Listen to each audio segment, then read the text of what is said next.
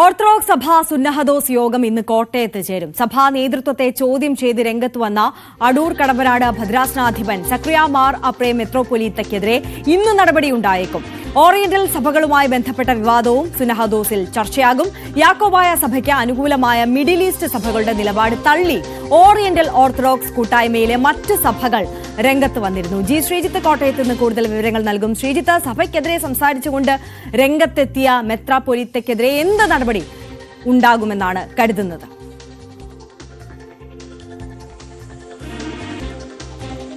ചുമതലയിൽ നിന്ന് മാറ്റി നിർത്താൻ തന്നെയാണ് സാധ്യത. കാരണം സുപ്രീം കോടതി വിധി അനുസരിച്ചാണ് പള്ളികൾ തങ്ങളിലേക്ക് കൂട്ടിച്ചേർക്കാൻ ഓർത്തഡോക്സ് സഭ നേതൃത്വം വലിയ സമ്മർദ്ദം സർക്കാരിന് മുന്നിൽ നടത്തിക്കൊണ്ടിരിക്കുന്നത്.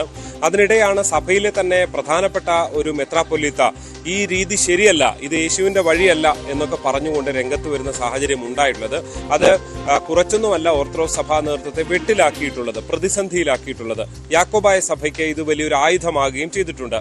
അതുകൊണ്ടാണ് ഇതിലൊരു കടുത്ത നടപടിയിലേക്ക് തന്നെ പോകണം എന്ന നിലപാട് സഭയ്ക്കുള്ളിൽ രൂപപ്പെട്ടിട്ടുള്ളത്. അതുകൊണ്ട് തന്നെയാണ് ഇക്കാര്യങ്ങൾ ആവശ്യപ്പെട്ടുകൊണ്ട് ഒരു പ്രതിഷേധ മാർച്ചും സഭാസ്ഥാനത്തേക്ക് കഴിഞ്ഞ ഞായറാഴ്ച നടക്കുകയും ചെയ്തിരുന്നു.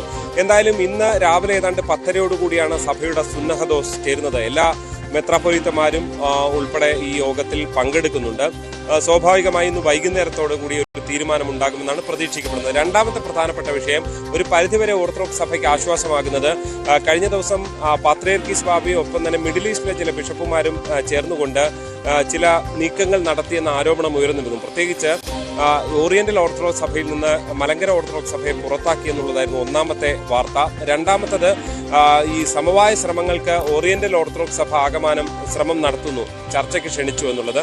എന്നാൽ ഇത് ഓറിയന്റൽ ഓർത്തഡോക്സ് സഭയിലെ ചില സഭകൾ മാത്രമാണ് ഇതിനെതിരെ രംഗത്ത് വന്നതായിരുന്നു, ഇതുമായി ബന്ധപ്പെട്ട് രംഗത്ത് വന്നു എന്നുള്ളതായിരുന്നു ഓർത്തഡോക്സ് സഭയുടെ ഒരു വാദം.